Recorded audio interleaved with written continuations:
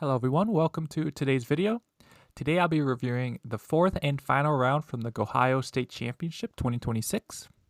If you did not watch my last game, I did end up winning that game, which was a slobber knocker to say the least.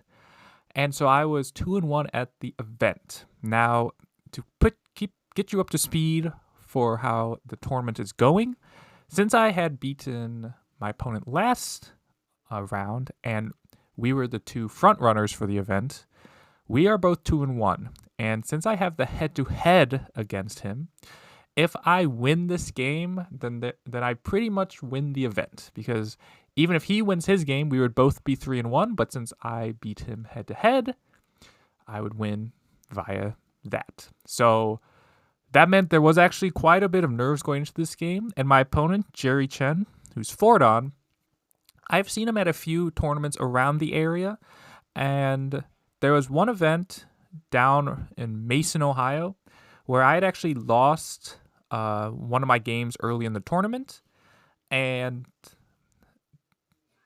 the person I had lost to was going on a winning streak. And what ended up happening is he played Jerry in the final round, and Jerry ended up beating him, and because Jerry, my opponent for this round, beat the opponent I was talking about in the other tournament, I ended up winning that event. So because of Jerry here beating, kind of playing spoiler and beating the opponent I lost to, I was able to win that tournament. Now I bring this up because I've never played Jerry. I've maybe exchanged some words, some greetings, some hellos with him, but I've never played him or even seen him play, but I knew he was a strong player because he had beat somebody I had lost to in tournament. So I didn't know what to expect, I guess. I know he's definitely a strong player, but I didn't know what to expect specifically. So without further ado, let's jump in. As a reminder, time settings was 30-minute main time. Fisher, 15 seconds added every move. So let's jump in. And we get a cross Fuseki, and I even play this approach, or like I allow black to approach the 3-4. And when black actually went here for a split second, I was deciding between should I prevent black from getting an approach from one of their corners. But I said, no, I'll just answer. And then black goes here. And if you saw my third round game, you will know I like the pincer into the knight's move here. Now, it would be even worse. Like in the other game, it was definitely possible to do this. But in this case, this is why getting the approach is so good from one of your own stones. Is if it was like just like an empty side, or a white had a stone in the upper right, black would just probably extend here. But when you have a stone in the upper right already, you can kind of play a little bigger, if you will. You can kind of try to get a little bit more. So black can play this kind of move, where if white takes black's spot, black will actually just build the right side, and if white tries to attack these stones, it's actually quite hard to attack these 3 stones here. Or black can even play a move like this, or like this, which is kind of making it harder for white to play up top, but also making it harder for white to approach the upper right. So both of these are possible. But that's why you definitely don't want to do this kind of variation here, where you attach under. But I like this anyway, so I go here. Black attaches. We get the same variation as we did in my third round game. And in the third round game, my opponent just went elsewhere. In fact, in this position, it was on the it was in the bottom right in that game, but in that game, my opponent played a large knights in this case, which again makes sense. The thing you don't want to do, or you don't have to do, I should say, is you don't have to push and cut this, which is what black does. And the reason why is because put yourself in white's shoes. Let's say you do go elsewhere. How does white fix the weaknesses, right? Because if you play this move, trying to fix this knight's move, then you can still just push and cut here at some point. Maybe not immediately, but this Aji will always exist. And same thing if you play this one, you can always jump across. And maybe white can play here, which does threaten a big move, and now you're fixed one of the weaknesses you can now fix. But white has spent 2 moves to fix any sort of weaknesses, and there's still like your shape's still not great here. So the bottom line is white actually is not trying to connect these stones. White is just trying to keep black out of the center. So it might look like white's trying to connect, but in reality, white is just trying to keep black into the center. And if you compare this to kind of old school Josekis with something like this, you can see white is never really trying to connect in these kind of variations where you allow black to attach under at the 3-3. So following those principles, white's not trying to connect. So black immediately does this, and the reason why immediately, it's probably okay, but you're setting up a big move at f18 for white. So white jumps across, black jumps, and this makes sense. I stand up, and then I play at the kind of bamboo joint, but really this is at the snapback spot, where now the cut doesn't work immediately, but if black ever tries to cut, there's a snapback, so that's why I played this move. And so here, maybe black needs to just play the bamboo joint, but this is okay as well. But that's why I play here. This is also fixing some aji if black ever gets this wedge, where if we get this way, you can see there's a cut here. If I do this though, then there's a cut here or a cut here. So getting this move as well fixes any aji here, because now I've already fixed this f13 cut. I could just play something else. But it's hitting black's weakness, and then black goes here. And this move surprised me, just because naturally it feels like black should want to play this move, simply because a one-space jump is harder to disconnect. Because here, if black has to end up fixing this k14 Hane here, white won't do this immediately, but at some point, this Hane here is very dangerous for black. And again, there's not a good way to fix. Because let's say we do this, and then I slide under. Let's say black wanted to fix it now. Well, if black just does this, then black should just do this initially, and now black wouldn't need to add another stone. Black's already pretty much fixed here. So it's like black spent 2 moves to do something black could do in 1 move.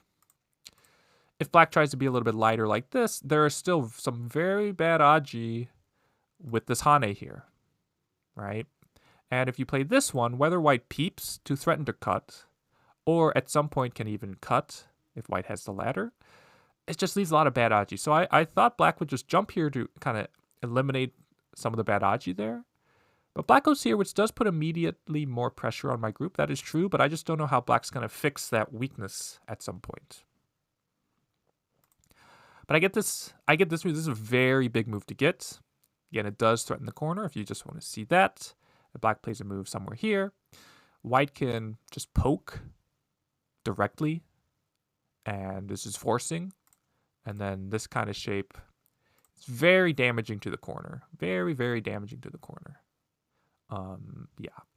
So that's why, or even maybe white can even play this one. And yeah, threaten to kill black. So yes, basically black needs to answer, which is why it's a big move for black to get as well. Hane, and here I think the usual technique is to just crosscut. If white Ataris, then we get this Atari. And if white connects, then we get this extra Atari. If white takes, then we get this Atari, which again is setting up some, like white has to now make a decision. Do I connect like this, but allow black to connect later? Do I just go here? Like white has to decide what to do. If white Ataris this way, we can poke here. Where if white takes, we can Atari and separate white. If white extends though, we can now extend here. So yeah, I think crosscut is kind of the usual technique. And yeah, I think this would be good for black. Or better than the game. If anything, black should just extend here. And if white bumps, this is again helping black shape here in the center. But when you pull back like this, black shape is just a little bit awkward. And white, the key here is white gets this very important move at N18. It might not look important, but this move is very, very important. And we'll see why in just a second, actually. And that's why, by the way, this move prevents N18. Because if white pushes, you can just extend again. Because black was probably like, okay, I probably don't want to just go here, especially when white can still approach. So black stands up. This is, again, a big move to get. This does prevent, like if white goes here, any sort of squeezes that could happen here. Like this. Which is pretty painful. So that's why black stands up here. I get to extend, though. And then black goes here. And again, like, as I'm looking at this game so far, like, black's play is very understandable. It's very very calm. And I like what black's doing, but black is just leaving a little bit of weakness. Just a little bit of weakness. And I can kind of sense that at this position here because black cut me, and so I had to settle both of my groups, and I did. The top side's alive, the left side's alive. And then black goes here. Black has not settled his group in the center, though. And so while this is a big move, I don't think it's the most important. Black really does need to add a move here, or even just adding a move somewhere here. In the game, when black goes here, it gives white the chance to play r15. And why is this somewhat basic-looking move so detrimental to black? It's because of this n18 move here. So for example, if black plays this diagonal and white just extends, usually you play this diagonal to build the top, or in this case, the top. But with n18 there's no point value there. If you try to pincer, though, and white gets to play this diagonal, you can see that, again, this n18 stone is very annoying for black. Even if black does this kind of push and cut variation, with p18, n18's in the perfect spot to hurt black's shape. Or even if white chooses kind of this variation, like black can't expand towards the upper side. So, yeah. And so if you kick, again, you still kind of need to connect just because white sealing you in is so painful. So it's just an awkward move to play. And if you go elsewhere completely, then the shoulder hit by itself is now just sealing you off into the corner. So it's a very awkward position to play, which is why, again, playing here would fix a lot of those problems, even if white gets to play there and play here.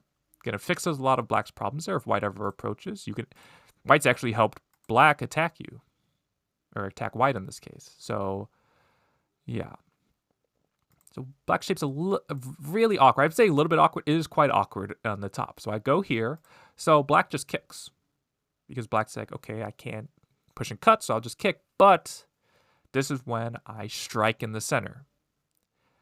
And now you can see these 3 stones are cutting off and these 5 stones here. And this is what I mean by, if black had just played that one space jump initially, if L15 was just at L14, black would just be able to Atari, I connect, and black fix, and black has no problems. But black is getting separated now. And again, black has a dilemma. Do I play here, which is kind of the key spot, and maybe allow white to capture these 3 stones? Or do I cut and allow white to stand up? And you can just see how much power these 2 stones have. They have 4 liberties. They can't get sealed in, at least not very easily.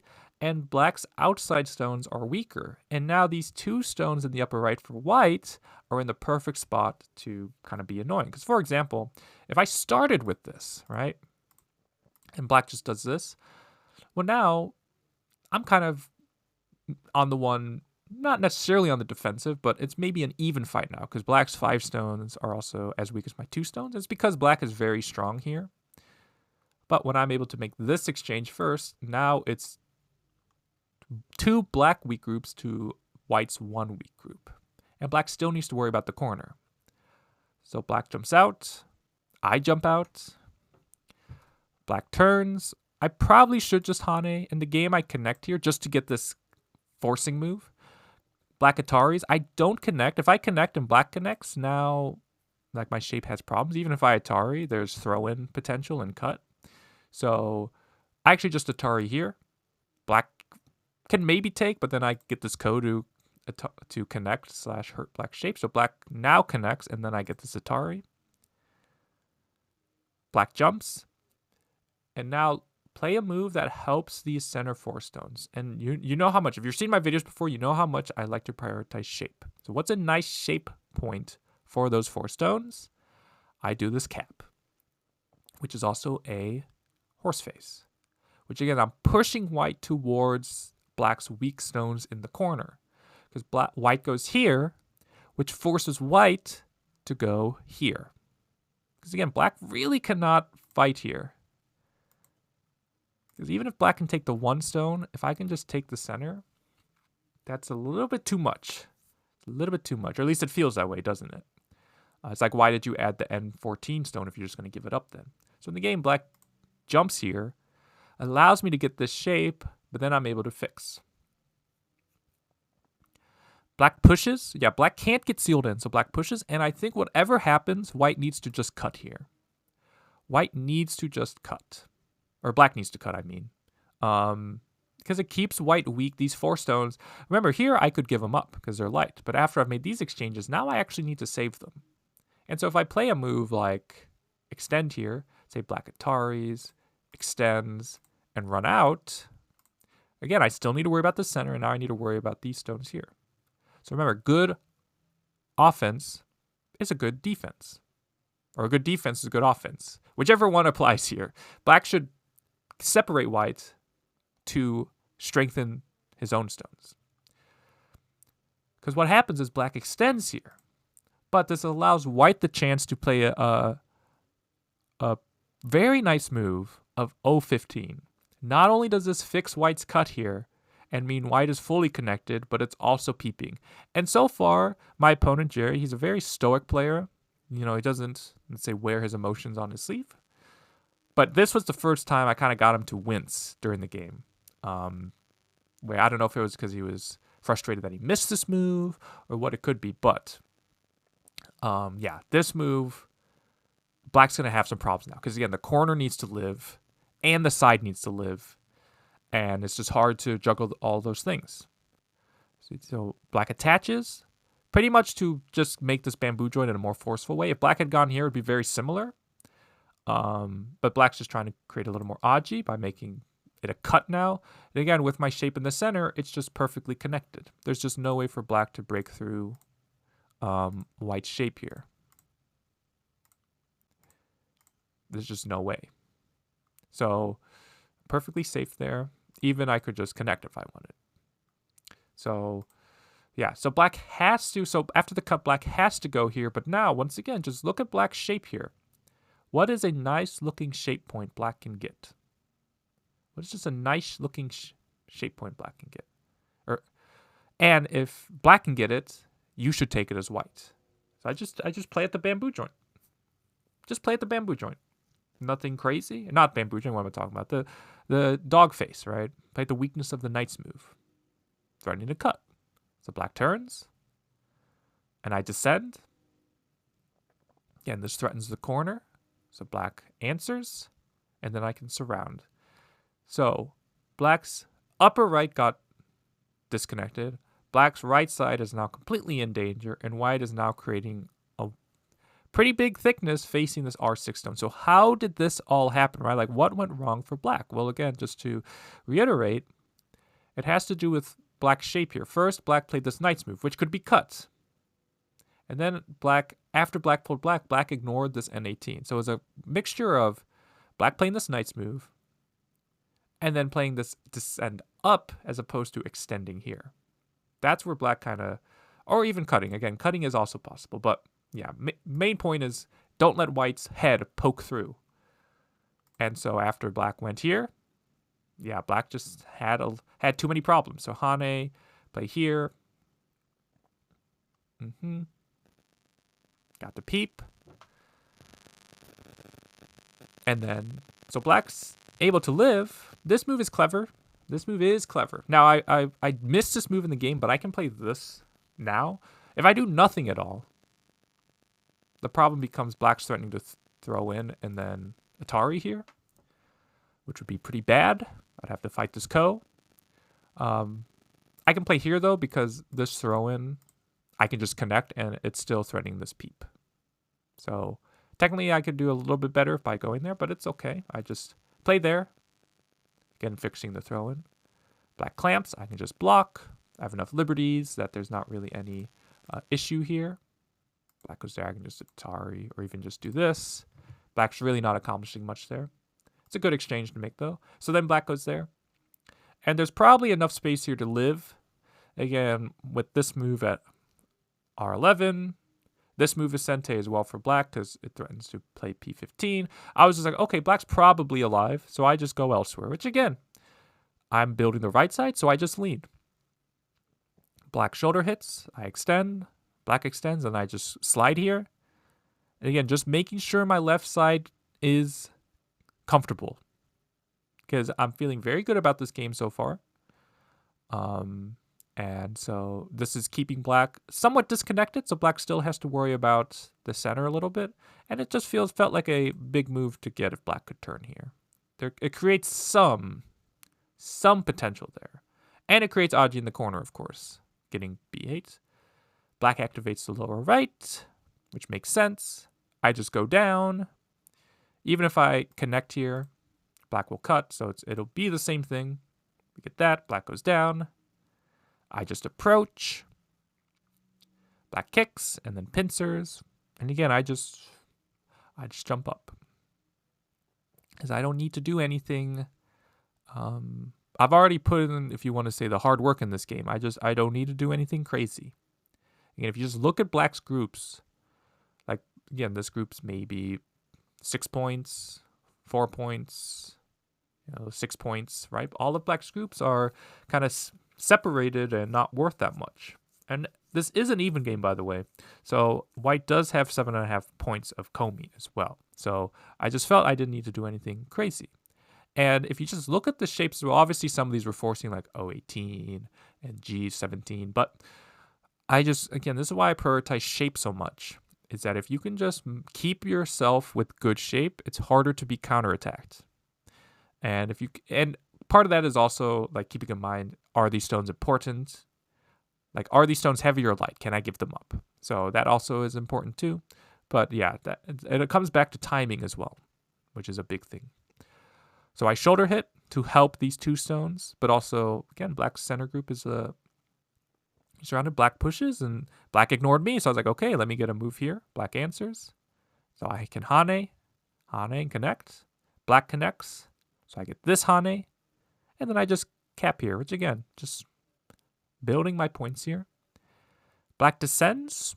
It's an okay move. I just descend. But now black needs to do something with these bottom two stones. So black goes underneath.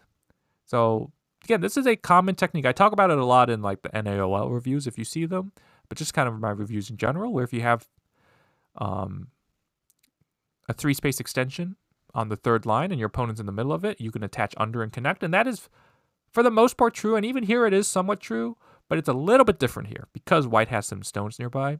So right now I play here. So why do I play this right now? It has to do with timing. So let's say I don't make that exchange, right? What's going to happen is we're going to have this ko, like this, where I can Atari here. Now notice what happens when black takes. Now, to be fair, I probably can win this ko because, again, black is separated in a lot of places. So it is hard for black to ignore my ko threats.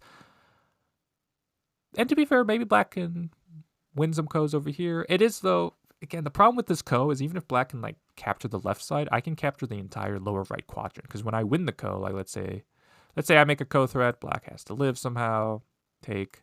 Even if black can separate like my entire left side, like I can capture the corner afterwards. So it is pretty big. It is pretty big. But let's say black does have a bunch of ko threats, or doesn't have a bunch of ko threats, black can at least connect. And if black can connect, I can't connect still, because black can just take. So I have to fight this ko. And once again, if I have to make a ko threat, I don't know, let's just say that's a ko threat. Here, black can still play here. So notice I have to play like 3 ko threats in order to make this a quote-unquote real ko. So I play here first to see how black's going to play. If black just takes the stone on the side, then I get the corner, and I haven't lost that many points because I haven't wasted these stones on like O1 or N2. But what happens in the game, black goes here. Now when I do this, now it's a double Atari. And now it is an immediate ko. It is immediate ko. Black takes first, but I just need to make a ko threat, so I play here. And black ignores. And what's so nice about this for white is this doesn't even damage my outside. Like, look, notice how my outside is still the exact same amount. So I kill the upper right, and black does connect on the bottom side, but the key here is my outside is totally fine. Black jumps here, again, just making good shape. Black wedges, play there, play there. Black goes there. I just seal in because it is enough. Push, push, push. Black goes here, push. I played this one. The reason why I do this one is if black takes, there's still some Aji here of like throwing and cut there. So I thought this was better for endgame. Maybe it's probably about the same, to be honest, but black goes there. And then I just turn here, again, just trying to simplify things, but also I have a plan with this c7 move. You'll see in a second. Black captures there. Then I can play b4. This was my plan.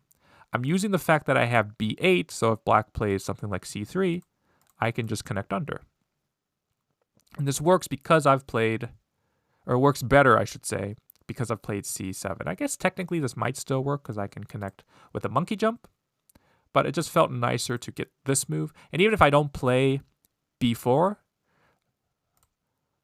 I can at least hane like this. And again, I've prefixed my cut on the second line, so I can get a very good end game. So it just felt like a big move to get. Black ignores, so then I say, okay, let me play b4. And this is pretty complicated, actually. Now, because black probably feels that I can't just do this because, it's too big of a reduction. So black's like, I need to keep all this corner, which at this stage is true. For black to have any chance in this game, black needs every point black can get. Now, the problem is when white bumps here. Now, in normal circumstances, and we see this in the game, black can do this kind of squeeze here. Atari, and then capture, like this. And this is a very good technique to know. And again, in a lot of cases, it does work. Now, I'll show you it. Now, I'll tell you now it doesn't work. So black needs to play this kind of move. But the problem with this is it is still very, very complicated. Yeah. It's going to be some sort of ko or... Yeah. It's just... And I haven't mentioned it much, but like my other rounds, my opponent definitely has less time than I do. And so I don't know if black is as low as like some of the other games, but black is definitely getting low on time. So reading out like what happens here and the danger of like you could die, right? Like if you try to wedge here, for example, I can play c1, which threatens to connect or live. Right? So even if you hane here threatening to connect, and I just take all your points in the corner and you connect and gote, clearly this is going to be good for white. So, and then it's like, okay, well, if we do that, then what happens here, right? I have no eyes, and it's just tricky, right? We might get this kind of position. So this is very difficult to kind of read out. Maybe white can even do this one instead. So it's a lot of variations to read out when you're low on time, and I think black did see this and was like, oh, this works. But the problem is, as we'll see, is white doesn't need to connect here. White can cut, which is an Atari. So black doesn't have time to play d2. So when black takes and I play d2, now I capture these two stones here. So that is quite big. That is quite big. Now black even goes here. Where does white play in response? White plays here because this group still needs to live even after capturing the 3 stones. Now it turns out I did miss a move here. I can Atari once at least. Because basically the idea is this Atari here is absolute sente, and now black gets this eye at a2, right? And so black's 100% alive. So any move I do, so that's why I can go here once, because if black Ataris, I can at least take. So if black takes and then I hane, now again, black is squeezed all the way down to just 3 points. Yeah. So I hane here because this threatens to kill black. And black goes here. Now again, that is a fine move, but it does leave a lot of odds. So for example, if black does this and I get to Atari, black's going to live. You go here though, you're not quite alive yet. And what I mean by that is if white takes out this eye, which I do, and black goes there, there is still a ko here at a2. So this entire corner could still die at any moment, which is why getting c1 is such a big missed opportunity for black. This is so big. So big. It is pretty much sente. Otherwise, why did I do anything I did there? And so now black's 100% alive. So that's why when black went here, I just said, okay. And that's, while in 99% of cases, this push here is 100% sente, but you got to be diligent when you're playing and really ask yourself, okay, sente means it is the biggest thing on the board, and if I don't get it, I am going to regret my decisions. But if I can play b1 first, then I can play it first. So yeah, I go here, black plays there. I can still play at a2, but I can cover here first. Black pushes, and I just go under. Black pushes again. I can crawl, turn, black stands up. I play here again, kind of damaging black's shape. Black pushes, Ataris, and goes here. Black Hane's here, and I Atari and then play down. Again, technically no, like the cut will never work, but if I do something else, black can actually Atari here and then connect. So that's what T9 is getting rid of. So again, trying to, as opposed to just fixing directly, I can kind of fix altogether, or fix in the most efficient way possible. And again, there's no real danger, even with this Atari, of black really accomplishing much. But I go down, black peeps, and then black just needs to like go here, for example. Black just needs to go here. And because black has a potential eye at O13, has a potential eye here, and has a potential eye here. So I can't take out, so I have to go here to save the 3 stones. But after this, black has an eye here, and there's 2 eyes I can't get rid of. Black goes here, and I'm like, wait a second. Wait a second. What if I squeeze your eye out here? Are you alive? Because I've gotten rid of this eye now. So now how can black keep both eyes? Like if black goes here, I can push first, and then Atari, and it's at least a ko. So black takes, I throw in. Black goes here. And here's what happened in my mind. I was like, okay, obviously if I go here, black lives. If I go here, black will go here. And in my mind, in my admittedly quick and lazy reading, I saw this shape, and if you do Sumegos, it's again something that doesn't come up a lot in games, but it's like Sumego creators' favorite problem, where it was starting to look like, I don't even know how to make it happen, but was starting to look like this shape here, where if you get captured, you could capture back. This is what I visualized in my like split second of looking at it. Was like, oh, even though I can capture the 4 stones in a clump, black can just capture me back. So black's still alive. So that's what I quickly glanced at. So I just went elsewhere. I just answered black on the left side. But yes, black can die here. So black needs to answer by going here. But we both kind of just missed this. And so if you like, while overall the game was very clean, if you look at the Soren AI, the AI is like, both sides made, a ton of blunders because we were both missing this like 100 move, point move. So I keep white separated, black separated, threatening this ko here. We do some other stuff. And then at some point, I kind of re-look at this, and I'm like, oh, wait. That can die. So I end up playing here, and then that's when my opponent realized it too, and so he resigned here. And yeah, it's just one of those games that black didn't necessarily do anything like super wrong. It was just a collection of black's kind of small mistakes that even immediately weren't a problem, but just over time ended up black was having to pay for them. And yeah, like again, I go back to this knight's move in the center. Black got cut later. I go back to black standing up, letting me poke my head at N18, which gave me better access to the corner. It was really just those 2 kind of moves that then just kind of spiraled black out of control. And the stronger you get, the higher your rank is, that minutia means a lot. So yeah, it was pretty much black doing that led to black having just the 6 points. Yeah, I know this group died, but the 6 points here and like the 4 points here, and me getting this entire right side. So yeah, I think Jerry's a very strong player. It's just, again, the little tiny things that really matter, that kind of set the difference. Like, what's the difference between 6 on and 4 on? It is the minutia. It is the minor things. Yeah. But with this result, with this result, I didn't have to do prisoner exchange. So the final result of that poll that I asked about in the first review about how many of my games I had to do prisoner exchanges for, 3 out of 4 of them. So I didn't have to do that. I was also, for once, not one of the final games of the round, which was nice because we had a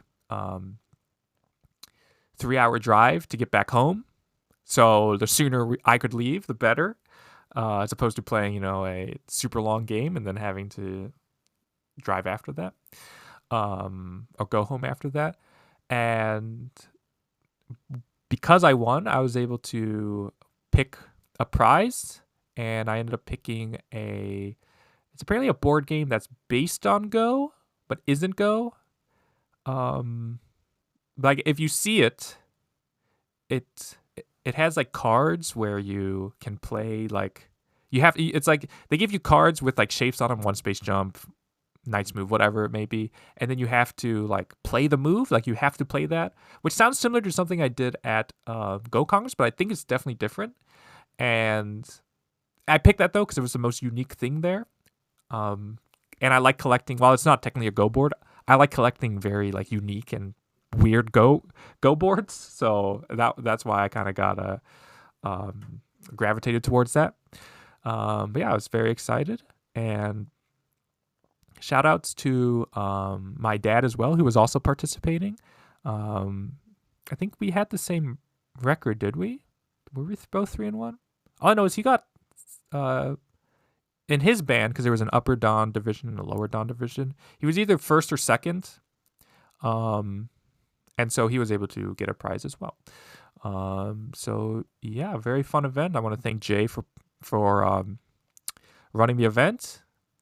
It was very well ran, and again, running a regional is not easy. It's something I actually have never done. The most I've ever done is like 30 people, which might be a regional, but you know, getting into the 40s is definitely a lot more. And then even playing around and beating me during while TDing the tournament, like that is very impressive. So yeah, if you have any questions about this game, please let me know in the comments section below, and I'll see you all in the next video.